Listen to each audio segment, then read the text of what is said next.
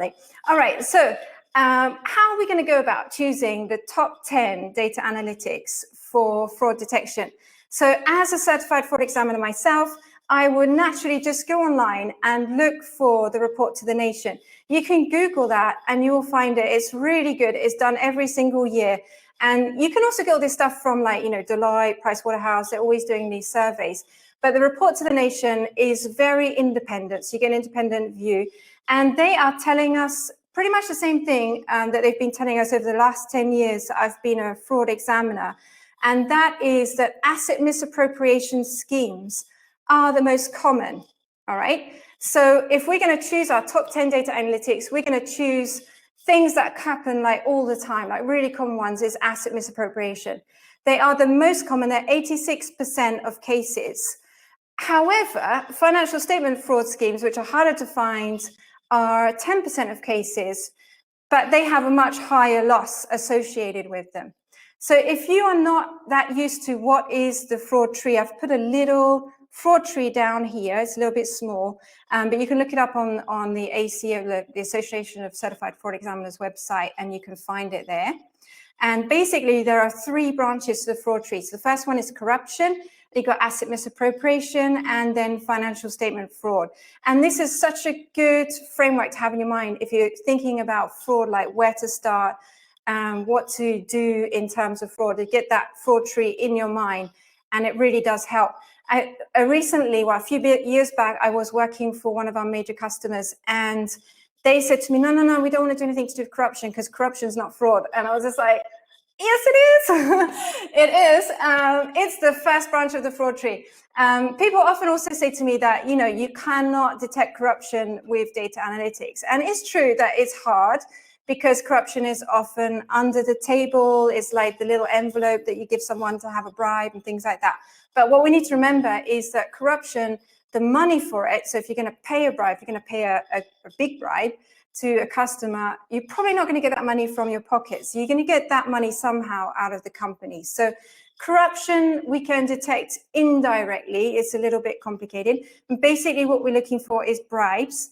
If it's to do with kickbacks, it's even more indirect because we have to look at, do we give something special to a supplier? And then it's only then that supplier actually gives us a kickback, So we're looking for do we let suppliers charge 10 times the amount? And one of our customers had this recently where the supplier was charging 10 times the normal amount.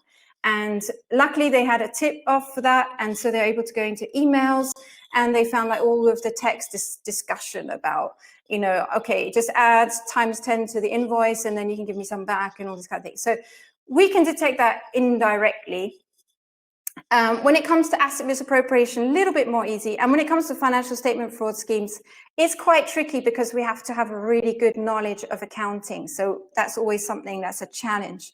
So these things are not individual, they overlap each other. So if you're doing some theft, say for example, you're going to steal a load of stuff out of the warehouse or something like that, you're going to need to maybe cover that up. And if you've got access to the general ledger, you might want to cover that up. And financial statement fraud is a way that you might do that because you might enter some journal entries to cover up those things. Okay, so another way that we can decide what are the top 10 data analytics is maybe to think about, okay, what are the data analytics that are actually going to help me to prevent fraud? Because to be honest, and the report to the nation says this, the most easy way, the most common way for people to detect fraud is not through data analytics, it's actually through tips. Okay, it's through people who are saying, hey, my boss is frauding, I don't like him, so I'm gonna tell on him, right? So it's actually quite hard to detect things through fraud. So we might be wanting to do data analytics to help prevent fraud. And if we put in place a lot of data analytics, then we can actually help prevent about 1/3 of frauds. This is what the Certified Fraud Examiner says. So you want to see, what can you do in order to prevent fraud? And the Association of Certified Fraud Examiners say that the best method of prevention is the perception of detection. Okay, so if you are going to roll out a lot of data analytics and let people know that we are actually looking at things, let them know that we are going through the general ledger and we're reviewing all the journal entries, and it's no longer going to be that needle in a haystack $10 million journal entry that no one notices,